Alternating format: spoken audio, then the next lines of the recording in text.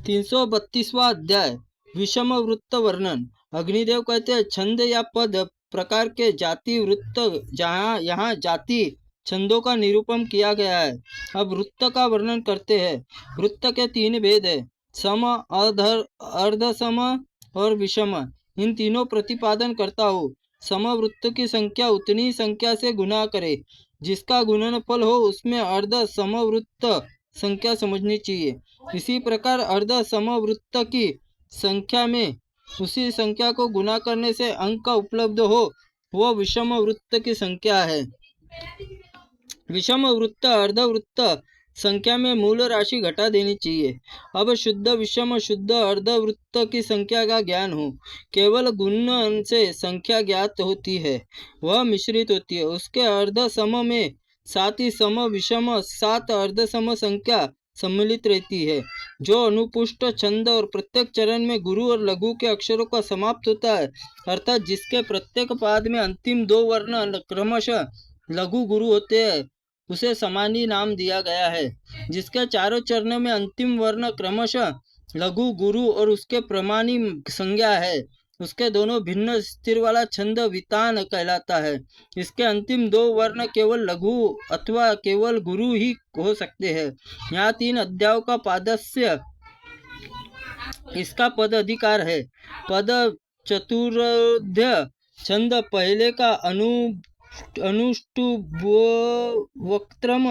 अधिकार तात्पर्य आगे बताया जाने वाला कुछ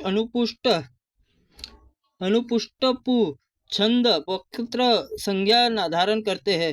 वक्त्र का छाती छंद में पाद में अक्षर में पश्चात सगन और नगन यही प्रवृत्त होने चाहिए।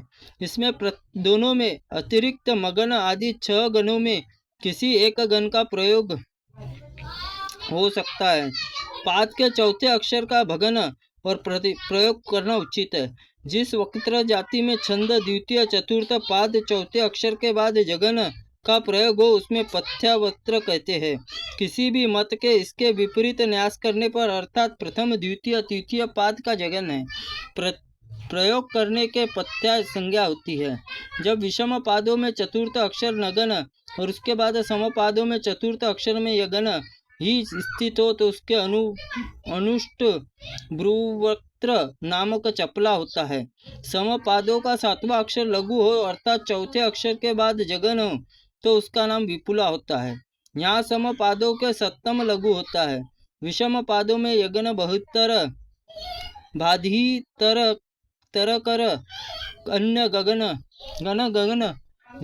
के हो सकते हैं। विपुला और पथ्या 2 भेद है। शैतव आचार्य के मत में विपुला सम विषम और पादों में 7वां अक्षर लघु होना चाहिए। प्रथम अक्षर में द्वितीय पादों में चतुर्थ अक्षर यगन बांध कर विकल्प से भगन रगन नगन तगन आदि विपुला छंद होता है। इसी प्रकार विपुला अनेक प्रकार की होती है।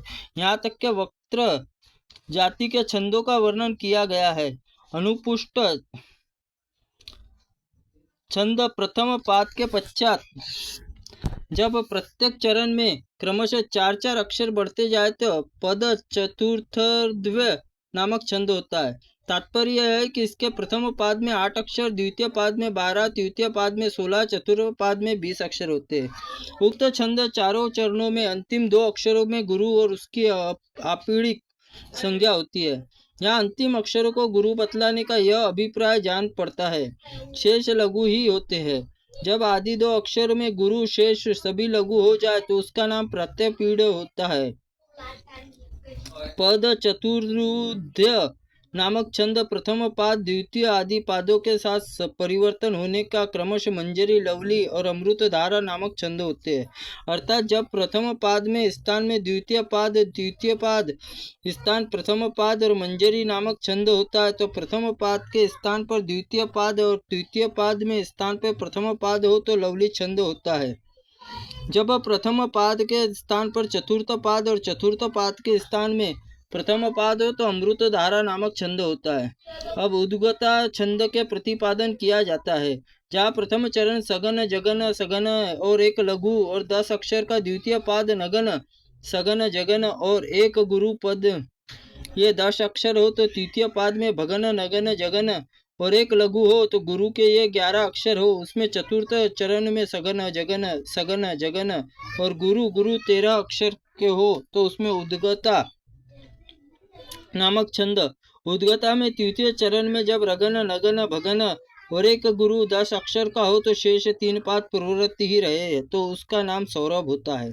उद्गता से तृतीय पाद में जब नगन सगन हो तो शेष चरण में जो का त्यो हो तो उसके ललित संज्ञा होती है। जिसमें प्रथम चरण में यगन सगन जगन भगन और 2 गुरु 18 अक्षर हो तो तृतीय चरण में सगन नगन जगन रगन एक गुरु 13 अक्षर हो तो तृतीय चरण में 2 नगन और 1 सगन 9 अक्षर हो तो चतुर्थ चरण में 3 नगन और जगन और भगन ये उपस्थित प्रचुपित नामक छंद होता है। छंद के प्रत्येक तृतीय चरण में क्रमशः 2 नगन 1 सगन फिर नगन फिर 1 सगन 18 अक्षर हो तो उसमें वर्धमान छंद नामक धारण करता है। उसी छंद में तृतीय चरण के स्थान पर जब तगन जगन रगन ये 9 अक्षर हो तो उसमें शुद्ध विराशभ छंद कहलाता है। अब अर्ध समवृत्त का वर्णन करूंगा। इसी प्रकार आग्नेय महापुराण में विषम वृत्त का वर्णन नामक 332वां अध्याय संपूर्ण हुआ। त्रुटिपूर्ण वाक्य के लिए भगवंत आप हमें क्षमा करें, हम आपसे क्षमा प्रार्थनी हैं।